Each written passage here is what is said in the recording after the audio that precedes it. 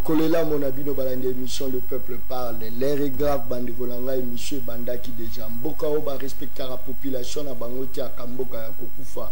Chaîne à télévision oba respecter la téléspectateur na bangoti aka chaîne à télévision ya yiki ki bandikolanga image à l'appui. Ne mwana temi frappe encore contre coronavirus bandikolanga ma décision n'y surtout l'État a dit pas plus de 20 personnes ne monatemi à quoi ici yango ne monatemi le président a s'autoproclamé qui a quoi ici en botala ba militant to ba milice ya ne monatemi na balabala ba actualité to robeta mukola lelo ngala lobelela ka ba actualité ya solo ya lukutanga na lobela te ya réseaux sociaux na lobela te moi ne monatemi à battre record na deuxième actualité.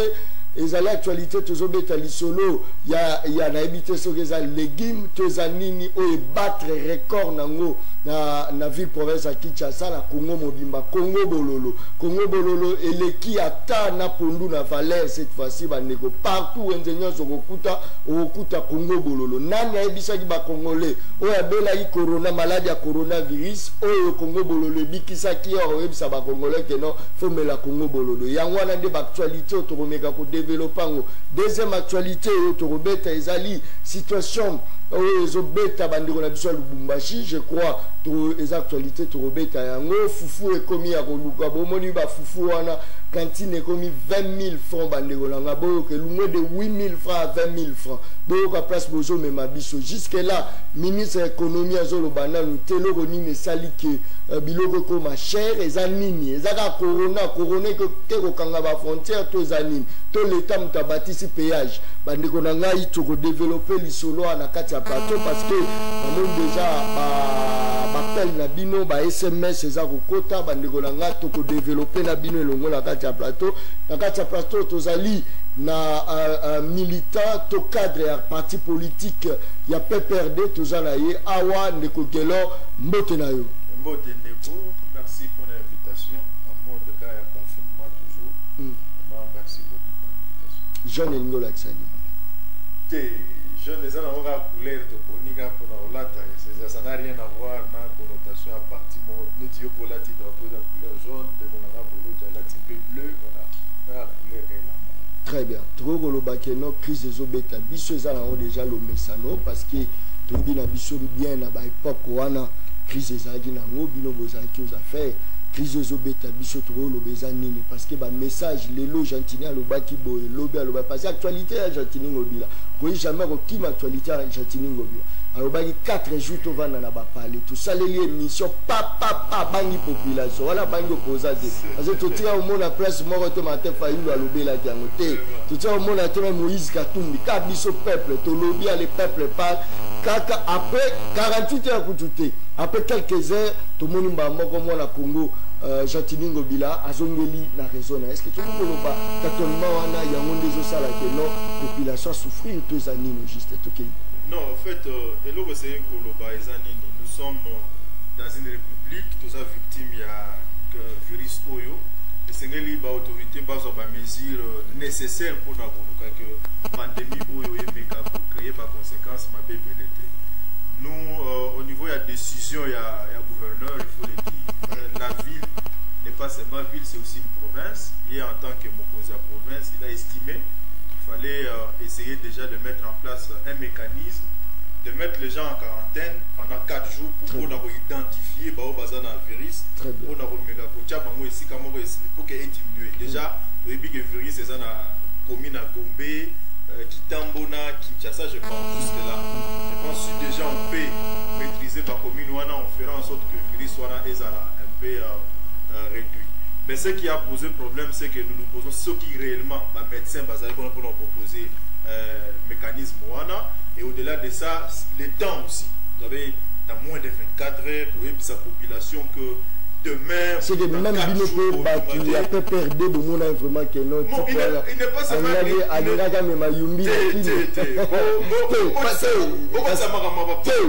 parce que tant binomo peut besoin soutenir c'est ça le Aristote n'a pas qui a gestionnaire c'est-à-dire il faudrait pas seulement au côté de dans fonctionnement parti politique ngale lo na condamner c'est le temps d'aider étude de faisabilité à ma casse et ça les maquité. Si par exemple on avait fait le mélanine, discours nenga lobaki, toyozo le mélanine nenga suspendre l'idée. Non, pour le moment, ce que je peux dire c'est que décision dans la décision qui n'a pas de conséquences néfastes. Vous voyez pour ça les mains. Déjà par réaction population, il y a eu batoutement, biloko mati, tokolobe la mois après, mais il a fait le volte-face, c'est-à-dire il a compris que réaction population qui déjà m'a na chambo banze banda qui toko prier des réactions de si c'est là, il a compris qu'il fallait changer la décision. Je n'ai pas dit bazo critiquer pour la pas changer les deux. Même aux États-Unis, Trump a changé la décision. Dans moins de 48 heures, il a changé une décision. C'est-à-dire l'autorité provinciale a compris que non, voilà pour le moment. Mais et là, confinement au Mokozamboka Lobaki, Ezanan, mesure wana ya hygiène, il faut ezalaka appliquer. C'est pas parce que balongoli confinement total et que bakalisi confinement partiel, ils ont mis ba taxi misusu, par contre, tu 3 personnes dans Sima. Totika makambona, ça veut dire tout respecter la mesure à l'Iboso Mokozalobaki jusqu'à ce que Ebozala applique. Mais il faut déjà comprendre les décisions. Il ne faudrait pas de l'autre politiser Makambo et Corona. C'est le problème de politiser Zanini. Apparemment, c'est comme si. Les gens qui vont gérer. Tu vois, par exemple, si on veut gérer ma belle, beaucoup de commis Makambo politique. Est-ce que Banan Baby Sebino, Bossalango à la hâte, Banan Balobaki. C'est ce que je dis. Très bien. C'est-à-dire que personne n'a politisé Nini. Non. Yo lobby PPRD Baninga on a lobby on a déjà ma gestion parce que il n'a pas géré parti ni les autres géré ville province à Kinshasa. C'est un gouverneur. Gouverneur on a déjà Corona et ça la tête à tout bas Kinoa Nyonso. Très bien. En tant que Mokonzi Kinshasa, il a pris cette décision. Il a estimé que il fallait pour isoler nano pour identifier bao bazana virus pour tcha bango ici comme ça et méganan pour diminuer. Moi je me dis c'est une décision allouée mais pour le moment il fallait que ça l'ango sur base d'un mécanisme approprié. Tant que ça l'a mis dans l'ombango, les populations ont réagi un peu mal. Voilà ce qui a posé. Je pense, je ne sais pas, dans un médecin, peut-être que vendredi on est dit moment il y a partage sur ce virus dans les gens un médecin. Non non on soit criant. Obi. Non non crié. Obi to politiser. Est-ce que vous avez un mot confinement on a tina ba nikila poto ba confiner ba tu sais pourquoi? Non, en fait, confinement exemple bino bo vantsa batu na ndako pendant que bon la mécanisme était au tina ba médecin pour ba comparer na ba venir na ba voilà. La décision a été déjà prise, c'est-à-dire on restons dans cet confinement partiel pour respecter la mesure ou la précision hygiène. Je pense avec le temps on pourra contenir ces virus. Très bien. Tous allons de quoi les bolo joie. Moto la de quoi les. Mbote de Kolangai. En tout cas merci pour l'invitation. Très bien. Na PCP Mbote na co-débatteur nanga ya et je crois que bateau baza kolanda biso bomoni difficulté au tozali na yango lelo ya kozala en face ya bateau yo bazali kozwa ba mauvaise bonne décision et de bonnes mauvaises décisions au même moment. En tout cas c'est quand même décevant. Est-ce que tu veux que non, tu as une décision à ma baie, à précipitation, opposition à Yokaki Angote.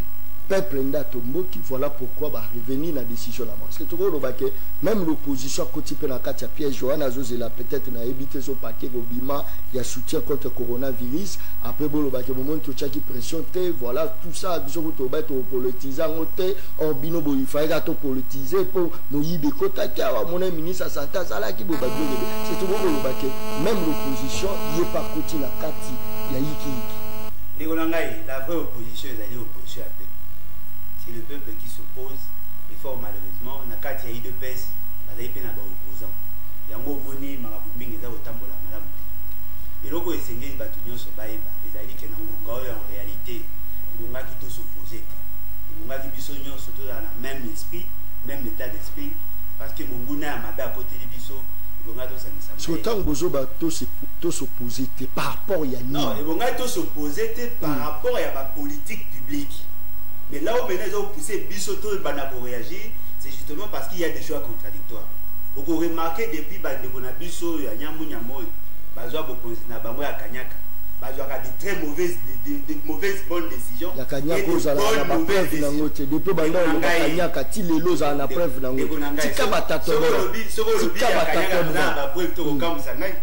mais c'est Félix c'est que la salle mais à coup pendant congrès et donc les alliés vrais beaucoup tout est pas du tout c'est d'ailleurs ce qui est pour dépendre de cas d'angai donc à tout ticket la bango tout tient dit qu'il y a na biso na bango pour pas bonne décision donc on remarque bah bonne mauvaise décision et de mauvaises bonnes décisions c'est-à-dire de mauvaises décisions de mauvaises bonnes décisions et de bonnes mauvaises décisions c'est-à-dire quoi aujourd'hui net par exemple membre du confinement ce n'est pas une mauvaise décision en soi parce que toutes les économies ou tous les états basent à cause de mais c'est quoi le comment prendre la décision et les mesures d'accompagnement ne posent pas de problème et pas de l'économie. Est-ce qu'on y a dit que d'après l'esprit de la Constitution, surtout dans un état d'urgence où il a été décrété par une ordonnance, l'autorité provinciale ne peut plus prendre d'autres décisions.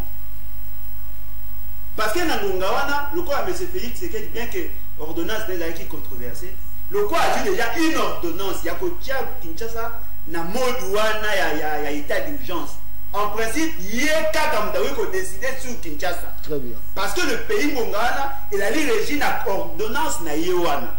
Mais M. Gentina a dit Niwapi, a eu une décision, sans qu'il y ait une structure, il y a décision, or il va checker une ordonnance. C'est que apparemment, c'est comme si ACP a été le roi Mokozambo Kalouba dans la place. Les Golangaï, M. Gentini, pour Nangaï, n'a mon acquis a comment le roi a cancer. C'est-à-dire qu'il y a un mouton, si vous avez naïe, ou vous avez une naïe, on peut la attention. Il a abrogé les dispositions de la Azate Maza Lokola. Il a vu Lokola, pas Azate. Azate cancer. Il a eu Lokola. Éviter, voilà, gouvernement. Il a vu Lokola. On a évité. Parce que comme toi, le Kangama, on peut pas avoir la vérité, à un message. À un message. Et donc, il y a une de c'est Bino Batabo, ceux qui bossent avec Yungi, mais Yungi et Pela. Et Gonangaï, et donc, il y a des vrais. Pour Sungara Badonabiso, pour Bado Tambola, la moi, Taou et Pelé, ça commence à déranger. M. Gentini a abrogé les dispositions d'une ordonnance du président de la République, nommant le bourgmestre. M. Gentini a abrogé une disposition de la Constitution. M. Gentini a abrogé une disposition de la loi portant organisation et fonctionnement à l'entité territoriale décentralisée. C'est-à-dire pour lui, c'est une habitude. Or, en réalité, état d'urgence, ça suspend son pouvoir décisionnel. Mais il a été monté. Très bien. Et pourtant, il était entouré par des juristes. Ça, c'est déjà une aberration. Deuxième chose, il prend cette décision sans que ça ait étude. Il y a faisabilité préalable. Il y a un marché qui s'est créé entre Kinshasa et Congo central. Ce qui est dans Kassangoul, et comme pratiquement Carrefour, il y a l'économie. Les gens quittent Kinshasa. Ils sont à Kassangoul, c'est quoi l'isolement de à Kinshasa? À quel niveau? Vous pouvez dire camion quota, mais vous pouvez dire que supposons alors que dans 4 ans, il y a 2 personnes qui ont le coronavirus. Il a ici, Congo central, et vous avez infecté. Et là, on m'a dit que boule. Bazali ba colo plagia. C'est-à-dire que si vous avez le papier na RFI, ou bien na chaîne moi la télé, vas-y, copier, coller. Copier, ce n'est pas comme ça. Il faut adapter ma décision par rapport à nos réalités. Ce qui est vrai, confinement, c'était une bonne chose. Même décision il a vu. Il a dit ma bête dans l'absoluté. Pour la ligne à retirer. C'est justement parce qu'ils n'étaient pas préparés. Tu as vu ça qui Bangoa ou à Nabaché, nous même partout. Tu as vu ça où est l'homme. Vous confinez biso. Vous vite faire à la banda. Dans la boutique, dans la canne. Sentinelle à Kengerana, il faut pas jouer à Nandaku, quoi que ne vous la famille, parce qu'elle a une carte de confinement. Qui va sécuriser nos biens? Pour Bakuluna, Nabachege, Baza confiné, tu as passé résidence Nabango, et la libre là-bas. Combien de policiers vont déployer ou va service à sécurité pour sécuriser et les biens et faire appliquer la loi ou la décision n'a pas causé.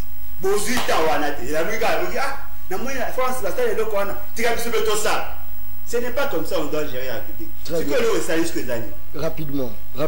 Parce que confinement est l'année nécessaire. Confinement est l'année nécessaire. C'est vraiment un impératif. Mais le problème, pour que le confinement réussisse, il faut que la population a fait confiance dans la décision. Le corps peut échouer pour la première fois, peut échouer pour la deuxième fois. Tant que la décision est bien, au moment opportun, beaucoup se rendent compte qu'il y aura une résistance. Voilà. Et ça, ce n'est pas sérieux. Merci beaucoup. Je crois que dans Ozongana, pour Naïbisayo, que non, et pas Nayo, Maïbi Marayo, vous avez raison, Maïbi. Et pas Nayo, Kouré Zalaka. Vous avez passé la salle d'investigation. Ce qu'on met qui couche ok. 2 mois, facture Bandoya, l'État est en charge. N'a aucun peuple à soi. Mais tout le monde a un par moi, c'est comme si quand bataille de peste, combattant, balobi, mariage FCCK, il faut koufa. Mais surtout comme au monde et comme c'est en réalité. Mokondi, Yamboka, à lobby, et ça état d'urgence. Gentiment, il appelle à tournailler à lobby. Mais, et là, comme si il y a un message qui n'a pas été mais qui la chaîne Moroboye, il y a télé 50 de Kolangay. Et c'est tout le monde qui est le loyo. Bon, si on a qui s'asconde de Félix Tshisekedi que tozana yote attention qu'on lobby boye biso la minute ou au contre 2 minutes. Malobonga muna. Bon, merci. Et là au Sénégal très bien. Nous sommes dans une décentralisation forte, donc nous sommes dans un pays fortement décentralisé. L'état d'urgence prise par les chefs de l'État, les juristes peuvent interpréter de leur façon. Moi je suis politologue de formation. L'état d'urgence n'empêche pas le fonctionnement des entités territoriales décentralisées. Si c'était dans une centralisation, on pouvait comprendre.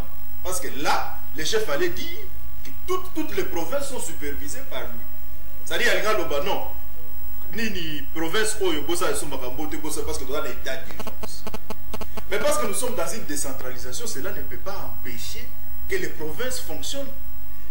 La décision prise par le gouverneur est une mesure d'accompagnement. Il y a une bonne ou mauvaise décision. En quoi le confinement total est mauvais? Dans un contexte de guerre, comment on appelle ça, bactériologique ou une guerre, comme un tel virus qu'on ne voit même pas. À quel moment on a violé l'état d'urgence? Parce que ce sont des mesures d'accompagnement.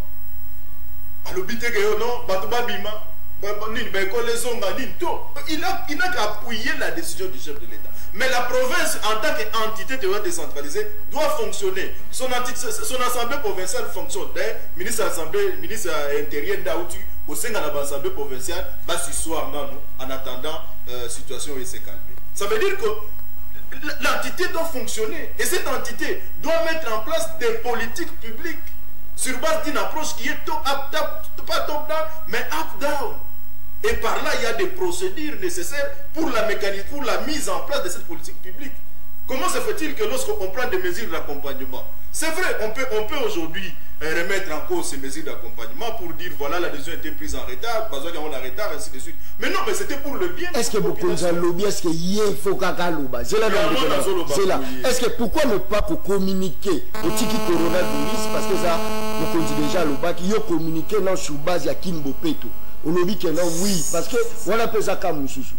Bon, surtout ça, on a ville province à Kinshasa, mais il y a sous Kamoussous. Bah, Kassine, l'État m'a sa promotion à Kassine. Pendant que poubelle publique est zati. Kassine, on a fait ça à 24 heures. Sinon, tu serais l'équipe, Moutoro sous maladie, Nicolas maladie. C'est quoi, déjà la Kassine, remet sous Bosoto. On ne fait pas communiquer pour les sabati. Nini, sur le vol Kassine, on a boire en haut, pendant que la poubelle publique est zati. Au moins, tu que.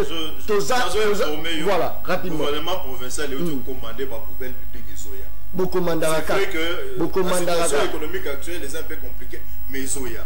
De deux, il ne faut pas aujourd'hui tout méga non, gouverneur a entravé décision, non, la communication est les kaki.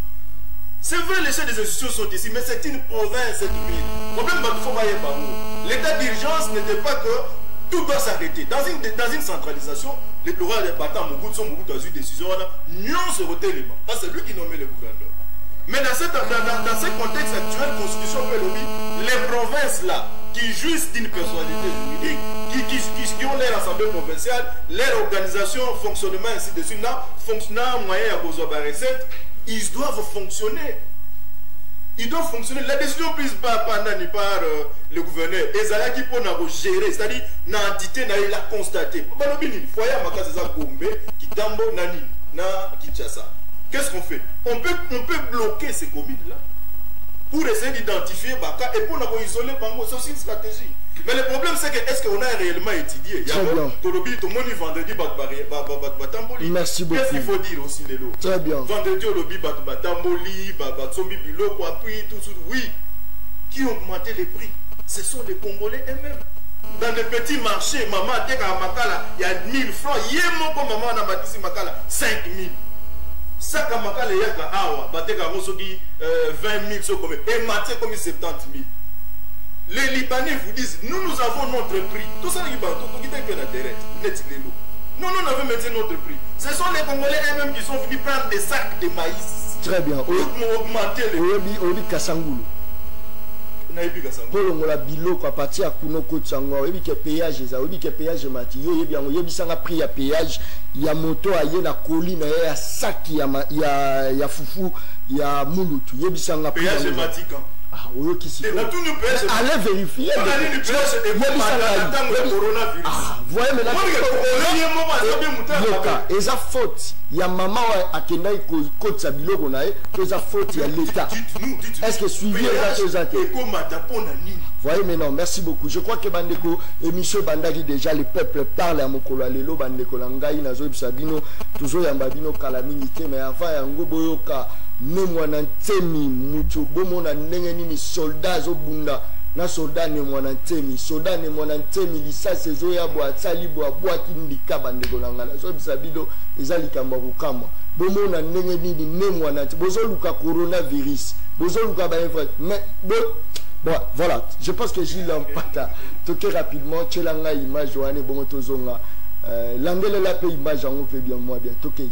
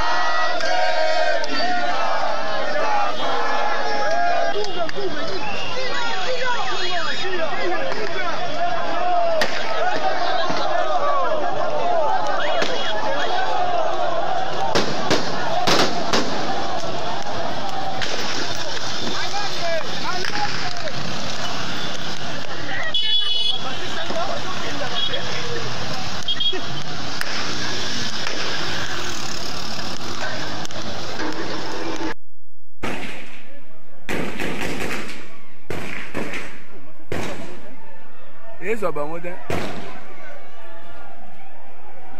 Ils ont bangoté. Toi, on a bâti qu'à lui-même à ce que ils ont bangoté. Il va où finalement? Ni cahier pédale. Vous qui gagnez ce qu'on a beaucoup. Putain. Quoi avec ça fait du kila? On a ça makambu. Barobeta yango. Bokangaye to tumbaye. Voilà.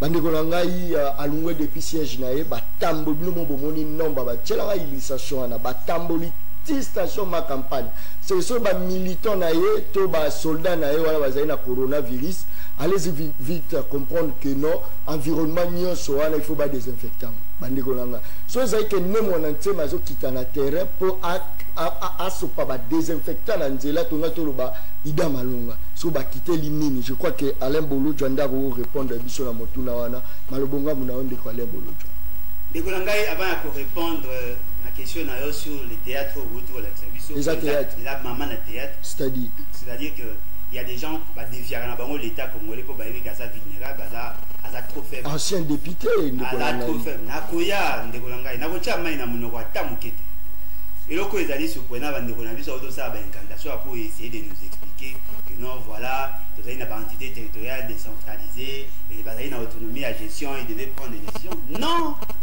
il faut qu'autant la bien l'article 85 144 145 et là il y a un cas moko exceptionnel où le président de la République a soumettre espace ouana soit mobimba soit en partie au état d'urgence. Dans l'état d'urgence, il faut qu'il y ait un seul source, il y a décision, un seul commandant et la personne qui décide, elle est mouton à soumettre. C'est-à-dire toutes les autres dispositions en constitution, bah sur soi, man. Le gouverneur, il faut travailler dans le cadre de la cellule au Bagotia pour qu'ensemble, bah, il va prendre la décision. A commis un acteur important, c'est vrai, mais ce n'est pas lui qui décide. Pour ceux qui ont un état d'urgence, au la mesure d'accompagnement sans que va harmoniser, ça devient de l'anarchie. Na évité ce qui n'a FCC cache en moi binoyo, au même biso et comme le quoi gouvernance à coronavirus, ça c'est bon. Mais ce qui est vrai, dans l'esprit à constituant, dans la période il y a état d'urgence, la personne a décrété état d'urgence, a proclamé état d'urgence, il y a qu'à pouvoir décider. Ça c'est l'esprit à constitution. Heureusement, peut-être à l'époque, quand on est dans le débat, et on avait compris ça. Sauf peut-être ceux qui vont changer la constitution, la bine va taper. Et puis, par rapport à Ndeko Nabiso, Papa Nabiso, Kouloutou Nabiso, Nembonantin. Nangina dit ça, M. Félix Tshisekedi, il doit éviter la justice, il y a la justice protectionniste, il y a pas partenaire. Dans la même période, dans Katanga va manifester, on a demandé plus de 30 morts. En tout cas, ils ont été tués. Na Kinshasa, mon ancien qui était déjà un détenu, un prisonnier, à Kimi na prison, libéré, mais a libéré 5 minutes après procès. C'est-à-dire que, parce que le théâtre, mais c'est le mon ancien, mais depuis la libération, deuxième forfait, il n'est même pas inquiété. Même toi, mais la bisoye, aza ancien maître na yo, très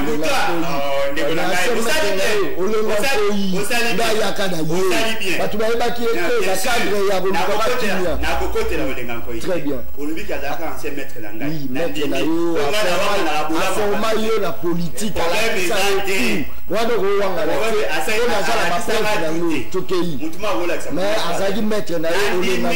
na ndimi. Mais ce qui déjà moutazaki détenu, akimi, akup bato bakufa ki na okima na ye. Ba memeli yo ye, c'est-à-dire qu'on est encore à juillet, a memi eti et pas la pollution la peine Félix Tshisekedi Tshilombo. En principe, la personne qui devait faire appliquer la loi, il a M. Félix Tshisekedi Tshilombo. Ba yo kani la ba magistrat na ba juge.